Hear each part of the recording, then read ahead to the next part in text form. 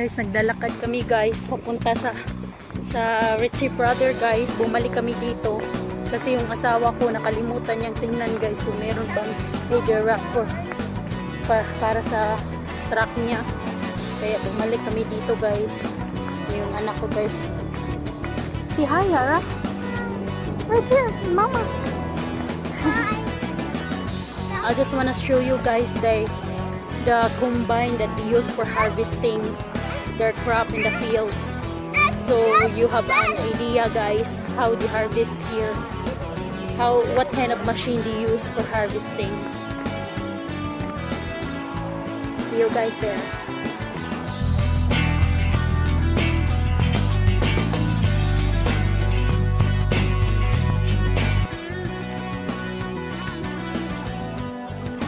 Be careful, don't run so fast. Good.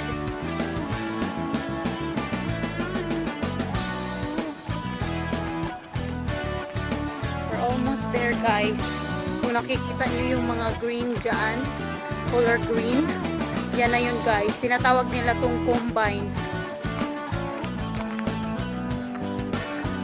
Ito yung ginagamit nila mag-harvest guys dito. Ang lalaki ng mga machine guys. Ayan siya. Papakita ko lang sa inyo guys. Ito yung ginagamit nila na pang-harvest sa mga crops sa field. Ayan. Ayan siya doon. Ayan siya. Nakahilira guys.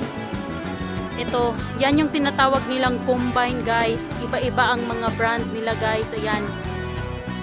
Nandito na tayo. Yan siya guys.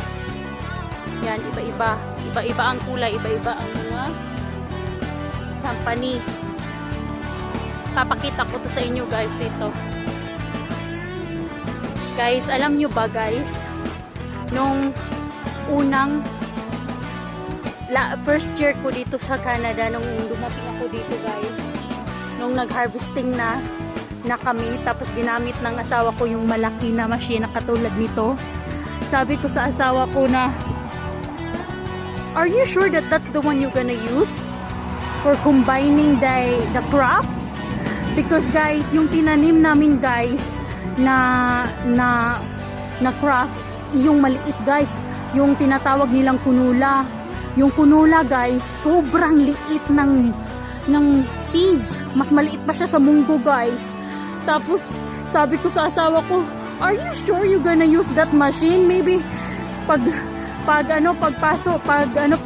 niyan at saka i-harvest, itatanim ulit. Kasi lalabas sa kabila. Lalabas ulit kasi nga sobrang liit. Hindi ko talaga siya lubos maisip guys na kaya ba to talaga ng ganitong machine? Ganitong mga malalaking machine, ayan. Tapos mag-harvest ng maliliit na seeds.